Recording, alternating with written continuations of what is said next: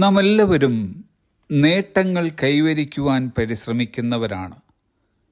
അതിനായി നാം നമ്മുടെ സമയം, ആരോഗ്യം, സമ്പത്ത്, ബുദ്ധി എന്നിവ പ്രയോഗിക്കുന്നു.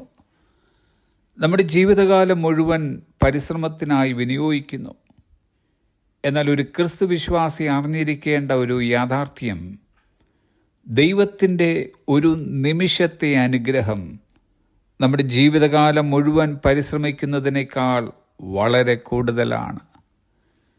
ഇതറിയാവുന്ന ദാവീദ് ഇങ്ങനെ പറയുകയാണ്.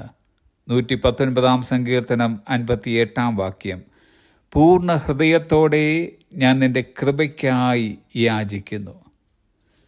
ഗാഡ്സ് ഫേവർ അഥവാ ദൈവത്തിൻ്റെ കൃപ അല്ലെങ്കിൽ ദൈവത്തിൻ്റെ പ്രീതി നമുക്കുണ്ടായാൽ നമ്മെ ആരാക്കണം, എന്താക്കണമെന്നത് നമ്മോട് പ്രീതി കാട്ടുന്ന ദൈവമാണ് തീരുമാനിക്കുന്നത്. കൃപയുടെ ഉറവിടമായിരിക്കുന്ന ദൈവം നമ്മോട് കരുണ കാട്ടുമ്പോൾ അതിൻ്റെ ആകത്തുക നാം ചിന്തിക്കുന്നതിനും എത്രയോ അപ്പുറമായിരിക്കും. ദൈവത്തിൻ്റെ പ്രീതിയാൽ ദരിദ്രയായിരുന്നിരുന്ന രൂത്ത് എന്ന വിധവ ധനികനായ ബോവസിൻ്റെ ഭാര്യയായി.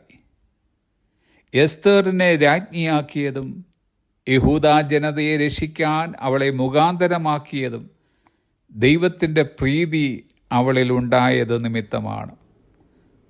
നമ്മെ ഓരോരുത്തരെയും കുറിച്ച് ദൈവത്തിന് ശ്രേഷ്ഠമായ പദ്ധതികളാണുള്ളത്. ദൈവം തൻ്റെ മക്കൾക്കായി ഒരുക്കിയിട്ടുള്ളത് കണ്ണ് കണ്ടിട്ടില്ല, ചെവി കേട്ടിട്ടില്ല, ഒരു മനുഷ്യൻ്റെയും ഹൃദയത്തിൽ തോന്നിയിട്ടുമില്ല. എന്നാൽ ദൈവം നമ്മെ അനുഗ്രഹിക്കണമെങ്കിൽ അവിടുത്തെ പ്രീതി നമുക്കുണ്ടാകണം.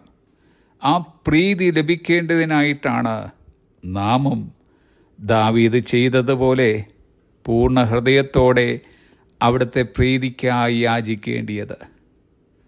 നാം ദൈവത്തിൻ്റെ പ്രീതിയിൽ ജീവിക്കുവാൻ തുടങ്ങുമ്പോൾ അവസരങ്ങളുടെ വാതിലുകൾ നമ്മുടെ മുമ്പിൽ തുറക്കപ്പെടുന്നു. അധികാരികളുടെ പൊൻചെങ്കോൽ നമ്മുടെ നേരെ നീട്ടപ്പെടുന്നു. നമുക്കനുകൂലമായ രേഖകൾ എഴുതപ്പെടുന്നു. ശരിയായ ആളുകളിലേക്ക് നാം ആകർഷിക്കപ്പെടുന്നു. ഏറ്റവും അപ്രതീക്ഷിതമായ സ്ഥലങ്ങളിൽ വിഭവങ്ങൾ നാം കണ്ടെത്തുന്നു. തിരുവചനം പറയുന്നത് സദൃശവാക്യങ്ങൾ 21 അധ്യായത്തിൻ്റെ 1 വാക്യം, രാജാവിൻ്റെ ഹൃദയം യഹോവയുടെ കയ്യിൽ നീർത്തോട് കണക്കേയിരിക്കുന്നു.